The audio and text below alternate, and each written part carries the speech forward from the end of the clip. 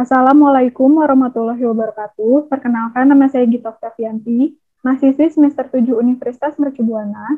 Dalam video kali ini, saya akan menjawab pertanyaan-pertanyaan pada kuis pertemuan 4 mata kuliah laporan akuntan yang diampu oleh Bapak Heliantono. Pada kuis pertemuan kali ini, saya akan membahas mengenai kecurangan laporan keuangan yang dilakukan oleh PT Enron Corporation, SNP Finance, dan Jiwasraya. Untuk kasus kecurangan laporan keuangan yang pertama yaitu Enron Corporation. Sejarah dari Enron ini, Enron merupakan korporasi atau perusahaan energi Amerika yang berbasis di Texas, Amerika Serikat, yang didirikan oleh Kenneth Lay. Sebelum bangkrutnya pada akhir tahun 2001, Enron mempekerjakan sekitar 21.000 orang pegawai dan merupakan salah satu perusahaan terkemuka di dunia dalam bidang listrik, gas alam, bubur kertas, dan komunikasi. Pada akhir tahun 1997, Enron membeli perusahaan pembangkit listrik Portland General Electric Corp.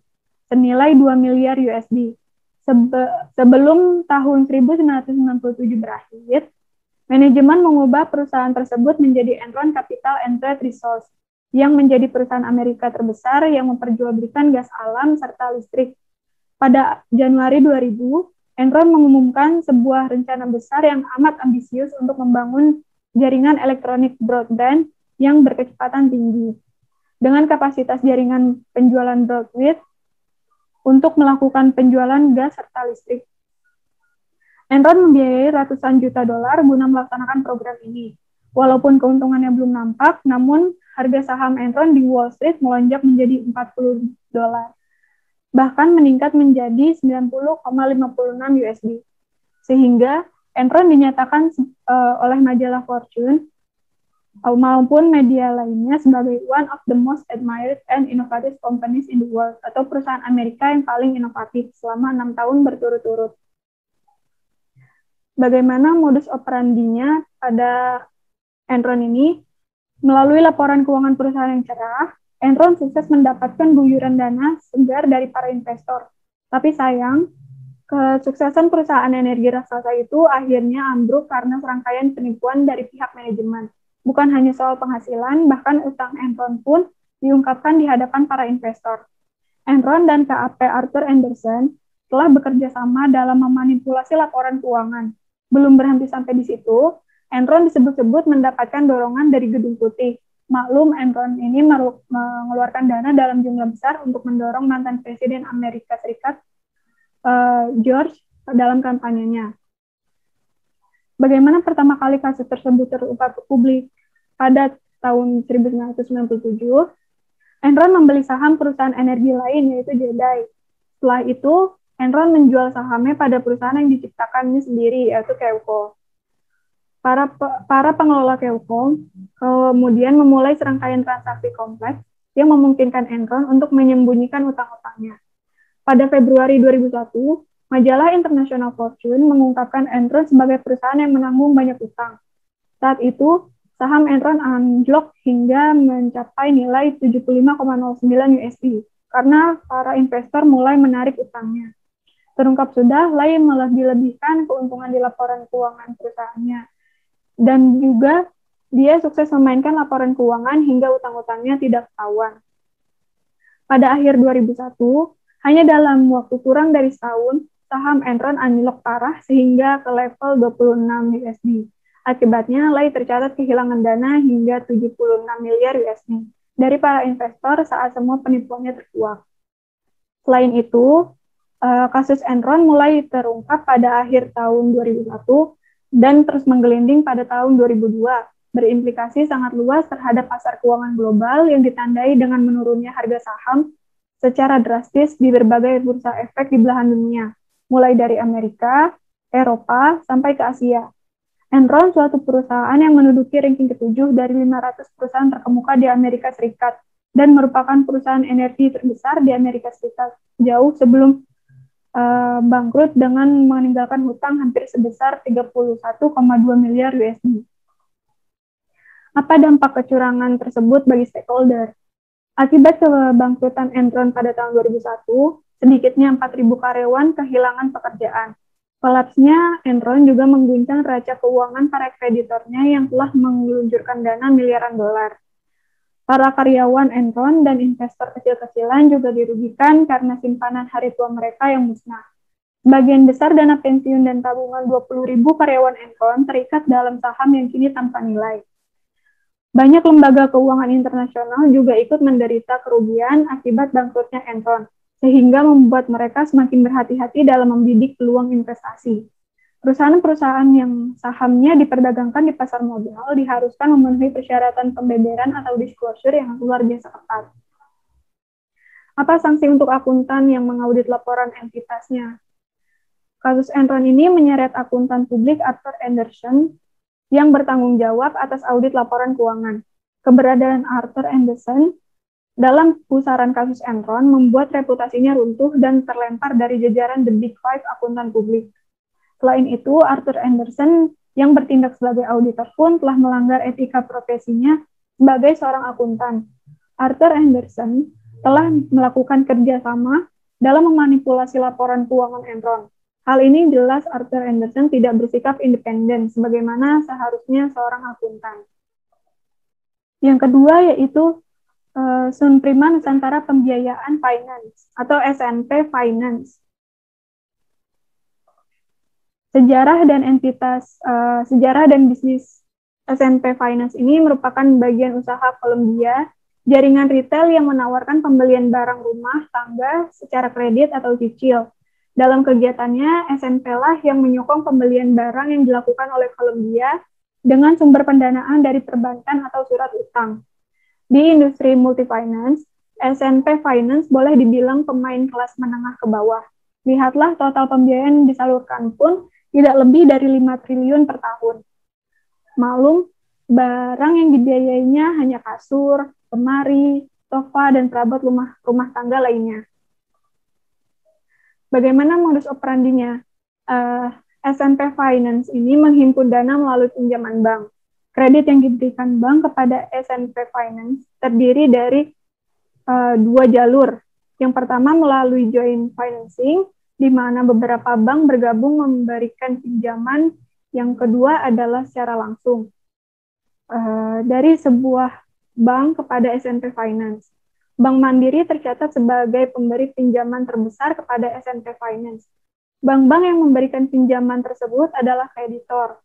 Mereka mempunyai kepentingan untuk mengetahui bagaimana dana yang mereka pinjamkan ke SNP Finance. Dalam hal ini, bank bergantung pada informasi keuangan yang tertuang dalam laporan keuangan yang dibuat oleh manajemen SNP. Untuk memastikan bahwa laporan keuangan yang disusun tersebut terbebas dari kesalahan atau manipulasi, maka laporan keuangan tersebut diaudit. SNP Finance menggunakan jasa kantor audit atau KAP Deloitte Indonesia yang merupakan salah satu kantor akuntan publik asing elit disebut The Big Four untuk mengaudit laporan keuangannya. SNP Finance diketahui menerima fasilitas kredit modal kerja dari 14 bank. Salah satu yang paling besar berasal dari PT Bank Mandiri. SNP Finance sendiri telah 20 tahun menjadi nasabah Bank Mandiri. Namun pada tahun 2016, perusahaan mengajukan restrukturisasi kredit. Saat itu, Bank Mandiri memasukkan SNP Finance dalam kelompok kolektibilitas 2 atau dalam perhatian khusus.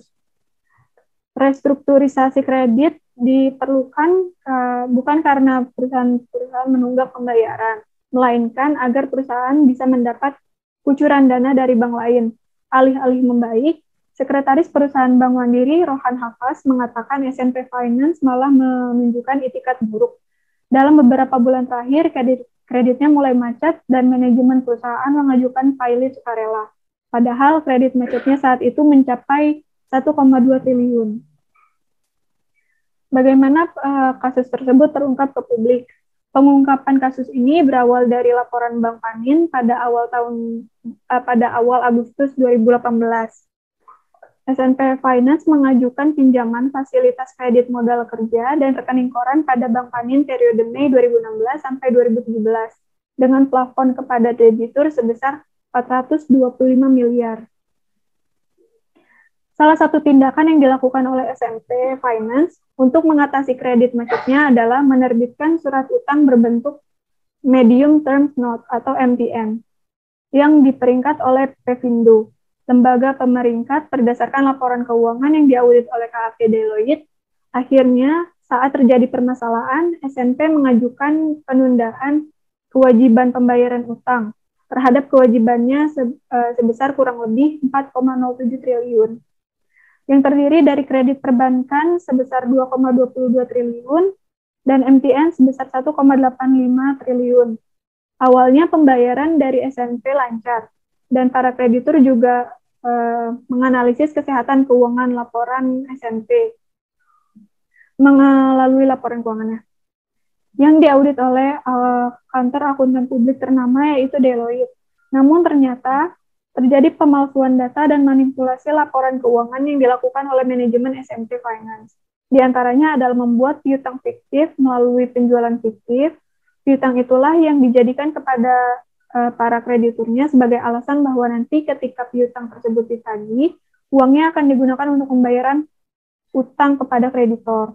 Untuk mendukung aksinya tersebut, SNP memberikan dokumen fiktif yang berisikan data customer Columbia. Sangat disayangkan bahwa Deloitte sebagai auditornya gagal mendeteksi adanya skema kecurangan pada laporan keuangan SNP Finance tersebut. Deloitte malah memberikan opini wajar tanpa pengecualian pada laporan keuangan SNP Finance. Dampak kecurangan tersebut untuk manajemen dari SNP Finance telah ditangani oleh Barreskrim Polri. Mereka diduga melanggar pasal berlapis yaitu KUHP 362 tentang pemalsuan surat, KUHP 362 tentang penggelapan, dan KUHP 378 tentang penipuan. Sanksi untuk akuntan yang mengaudit adalah Kementerian Keuangan menyebut ada 2 akuntan publik yang mengaudit laporan SNP Finance, yaitu KAP Marlina dan Merliana Syamsul melanggar standar audit profesional. Mengutip data resmi Pusat Pembinaan Profesi Keuangan atau PPPK, dalam mengaudit SNP Finance tahun buku 2012 sampai 2016, mereka belum sepenuhnya menetapkan pengendalian sistem informasi terkait data nasabah dan akurasi jurnal piutang pembiayaan. Akuntan publik tersebut juga belum menerapkan pemerolehan bukti audit yang cukup dan tepat atas akun piutang pembiayaan konsumen dan melaksanakan prosedur memadai terkait proses deteksi risiko kecurangan serta respon atas risiko kecurangan. Sanksi yang diberikan adalah pembatalan hasil audit terhadap kliennya yaitu SNP Finance dan pelanggaran untuk mengaudit sektor perbankan, pasar modal, dan industri keuangan non-bank. KAP Merliana Syamsul dan Deloitte telah melakukan pelanggaran berat, yaitu melanggar POJK nomor 13 tahun 2017 tentang penggunaan jasa akuntan publik dan kantor akuntan publik. Untuk yang ketiga yaitu Jiwasraya.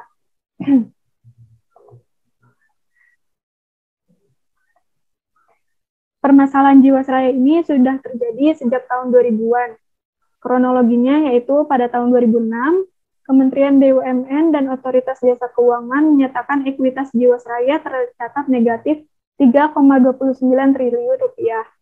Tahun 2008, BPK memberikan opini disclaimer atau tidak menyatakan pendapat untuk laporan keuangan tahun 2006 sampai 2007 lantaran penyajian informasi cadangan tidak dapat diyakini kebenarannya.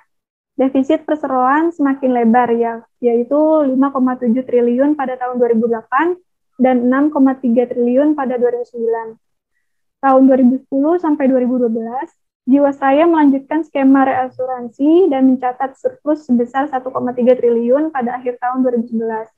Namun, Kepala Biro Perasuransian Isa Rahmatawarta menyatakan metode reasuransi merupakan penyelesaian sementara terhadap seluruh masalah. Sebab keuntungan operasi dari reasuransi cuma mencerminkan keuntungan semu dan tidak memiliki keuntungan ekonomis. Karenanya, pada tahun 2012, bisa menolak permohonan perpanjangan reasuransi. Laporan keuangan Jiwasraya tahun 2011 disebut tidak mencerminkan angka yang wajar.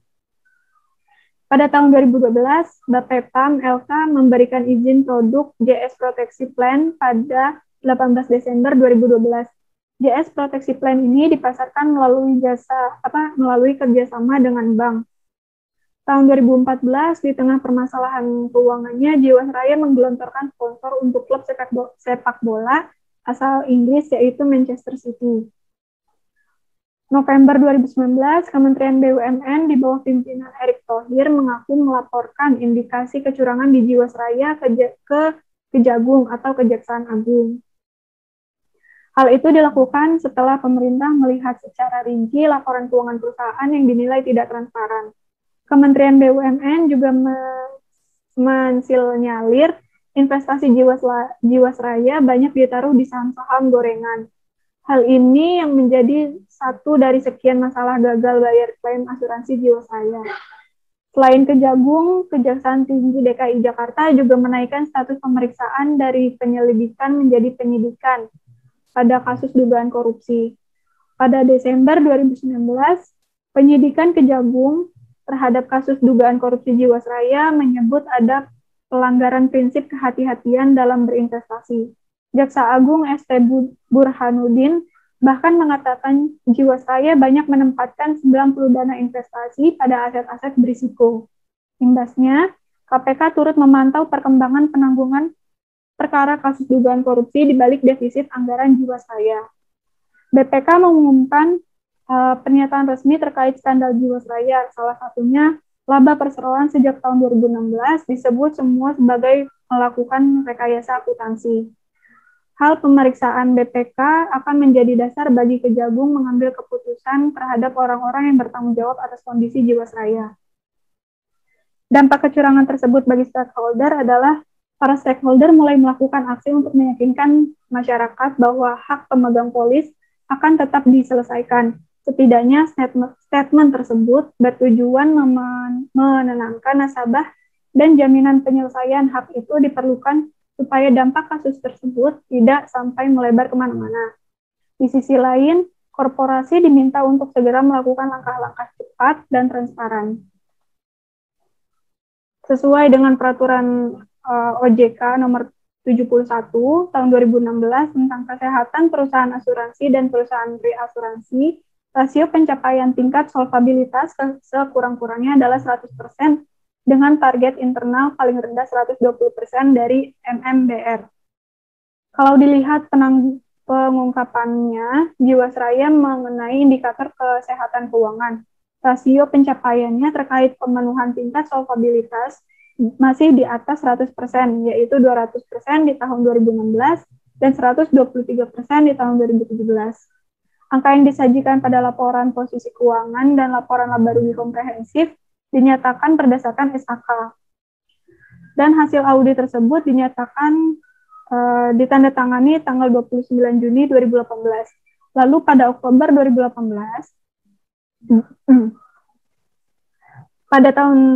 pada Oktober 2018, Jiwasraya mengumumkan tak mampu membayar klaim polis JS Saving Plan yang jatuh tempo sebesar 802 miliar.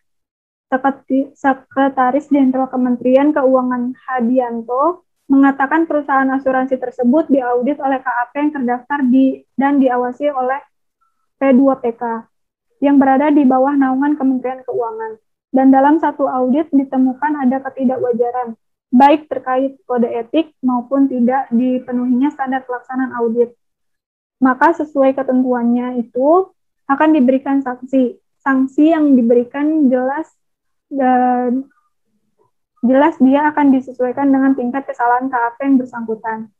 Bisa bersifat teguran maupun pembebasan sementara dari praktek sebagai akuntan publik. Mengacu pada peraturan yang ada, sanksi administratif bisa diberikan berupa pembatasan pemberian jasa tertentu, pencabutan izin operasional, hingga denda. Denda dapat dikombinasikan dengan sanksi administratif lain dan masuk ke kas negara, pos penerimaan negara bukan pajak. Kemudian sanksi pidana juga dapat diberikan apabila KAP tersebut terbukti melakukan manipulasi atau pemalsuan data serta menjadi pihak terasosiasi dalam kejahatan yang disebut sebelumnya. Proses pemberian sanksi pidana ini akan melibatkan pihak kepolisian, kejaksaan, maupun pengadilan. Sekian video dari saya, kurang lebihnya saya mohon maaf. Wassalamualaikum warahmatullahi wabarakatuh.